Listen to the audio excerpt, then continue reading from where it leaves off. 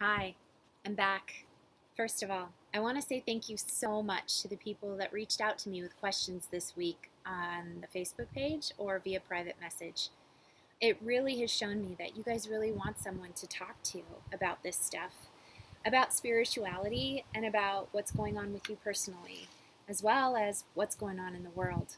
So, thank you for trusting me with your questions, and I promise you that I will always answer them to the best of my ability. One of the questions I got this week was from a woman who had read my blog post from last week called The Eye of the Storm. She said to me, it really made me think. It reminded me of a question that I have had my entire life. The same question that far more philosophical people have been thinking about and writing about for ages. And that question is, why do bad things happen to good people? And more specifically, for some, how can an ever loving God allow such terrible things to happen? Well, one of the biggest epiphanies that I have had since beginning this journey and in doing the work that I do is that we as individuals are far more powerful and more responsible than I ever knew.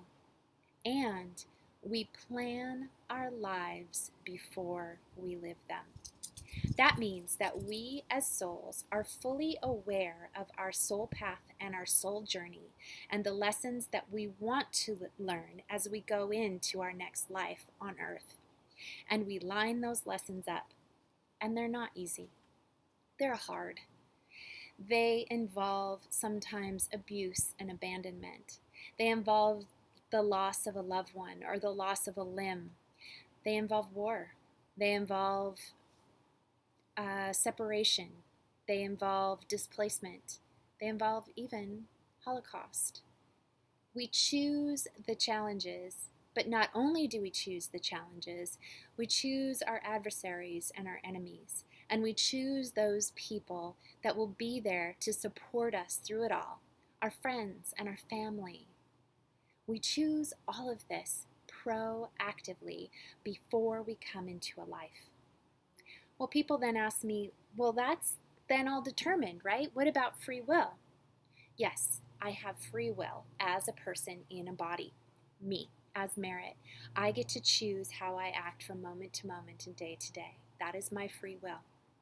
However, my soul also has free will, and it, as an entity, a continuum, chooses before I incarnate what challenges I, as a soul, want to face in this next iteration of myself.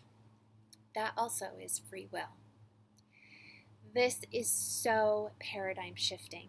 This just completely tilts on its axis everything that, say, I learned my entire life growing up Catholic, and that many of you have come to understand as well. However, think about it. It's very empowering. It's very enlightening. And when we think about life from this point of view, it makes it far more easy to let go. It makes it easy to understand. It makes it easy to forgive.